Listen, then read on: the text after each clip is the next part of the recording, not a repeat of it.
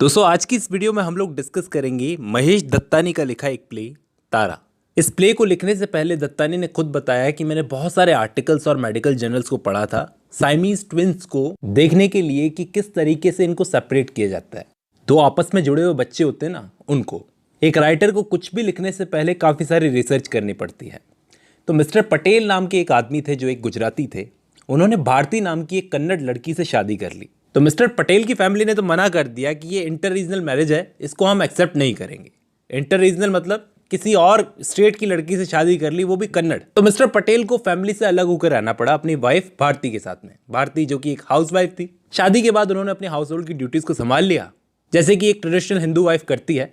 और भारती के फादर जो थे वो एक बहुत रिच पॉलिटिशियन थे, राजनीति से जुड़े हुए थे। तो भारती में भी कुछ क्वालिटीज अपने फादर की थी। अब आपको लग रहा होगा कि ये दोनों हस्बैंड वाइफ कितने खुले विचार के हैं। इंटर रीजनल मैरिज कर ली, फैमिली को छोड़ दिया, बहुत बड़ी बड़ी चीजें हो गई, लेकिन ये कितने खुले विचार के हैं ये हमें आगे पता चलेगा। अब मिस्टर पटेल कंप्लीटली पूरी तरह से अपने फादर इन लॉ यानी कि भारती के फादर पर डिपेंडेंट है।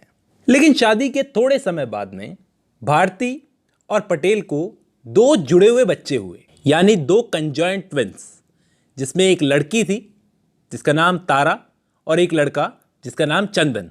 दोनों के शरीर का निचला हिस्सा यानी कि लोअर बॉडी एक दूसरे से जुड़ी हुई थी। इन दोनों के चार नहीं बल्कि तीन ही पैर थे, जिसमें एक तरफ तारा का पैर था, एक तरफ चंदन का पैर था और बीच में एक पैर था जिसमें तारा की बॉडी से ब्लड फ्लो हो रहा था ज्यादातर। तो कहने का मतलब अगर दोनों को सेपरेट भी किया जाए तो वो जो पैर था बीच वाला वो तारा को बिलोंग करता था, तो तारा के पास जाना चाहिए था। लेकिन बच्चों के नाना जी यानी कि पॉलिटिशियन मिस्टर पॉलिटिशियन भारती के फादर के कहने पर वो पैर चंदन को दे दिया गया। उस वक्त जो डॉक्टर थे, डॉक्टर थक्कड़, उन्होंने कह दिया था कि ऐसा करना ठीक नहीं रहेगा, कि ये पैर तारा को बिलोंग करता है, तारा को जाना चाहिए। और अगर ऐसा किया गया नेचुरली तो ये चीज तारा की हेल्थ के लिए ठीक नहीं है। लेकिन भारती के फादर थे पॉलिटिशियन, उन्होंने अपने पैतरे लगाकर जैसे तैसे करके एक जमीन का लालच देकर उस डॉक्टर को मना लिया और पैर चंदन को दिलवा दिया और तारा को एक आर्टिफिशियल पैर लगवा दिया। लेकिन इसके बाद जैसा कि डॉक्टर ने बोला था, तारा की हेल्थ हमेशा खराब रहती थी। लेकिन वही दूसरी तरफ चंदन को जो तीसरा पैर दिया गया था जो कि तारा को बिलोंग करता था, वो पैर 2 दिन बाद ही खराब हो गया। चंदन की बॉडी से भी उस पैर को काटना पड़ा। अभी ये प्ले शुरू नहीं हुआ है, हम लोग प्ले शुरू करते हैं। प्ले की शुरुआत में ही चंदन और तारा बैठकर कार्ड्स खेल रहे होते हैं। तभी वहां पर उनकी माँ भारती आती है। वो तारा को दूध पिलाती है क्योंकि तारा बहुत कमज़ोर है फिजिकली। कहीं ना कहीं भारती के मन में आज भी ये गिल्ट है कि तारा के साथ उसने जो किया, उसका लेग सेक्रीफाइस करके, वो बहुत गलत था। इसलिए वो तारा की आज बहुत केयर करती है। जबकि इनके फादर मिस्टर पटेल ये चाहते हैं कि उनका बेटा चंदन उनके साथ रहकर उनके काम में हाथ बटाए, उनके साथ ऑफिस जाए।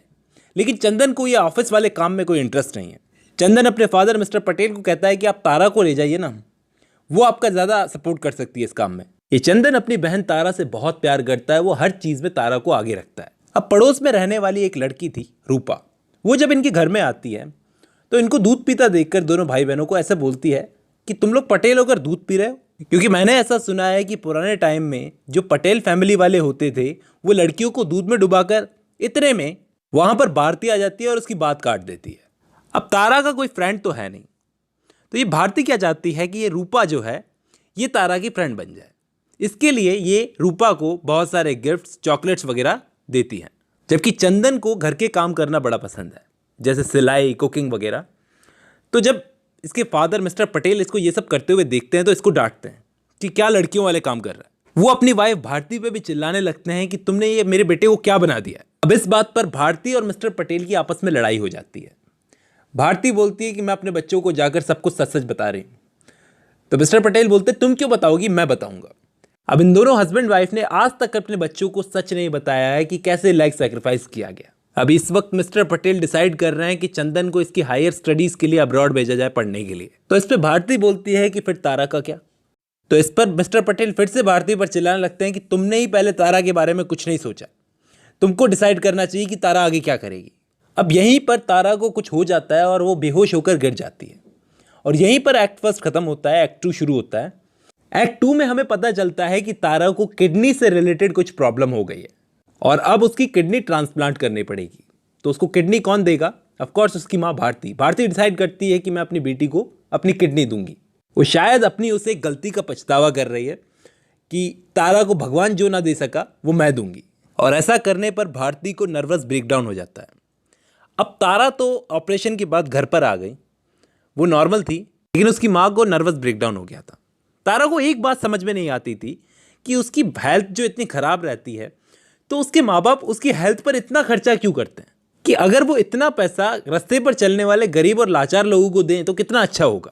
मुझे तो ये सब नहीं चाहिए, मुझे तो बस अपनी माँ से मिलना है, क्योंकि उसके फादर मिस्टर पटेल उसे उसकी माँ से मिलने नहीं दे रहे थे। इसलिए एक दिन तारा अपनी फिजियोथेरेपी को मिस करके अपने भाई चंदन के साथ में अकेले हॉस्पिटल चली जाती है। लेकिन हॉस्पिटल का स्टाफ उसको उसकी माँ से मिलने नहीं देता।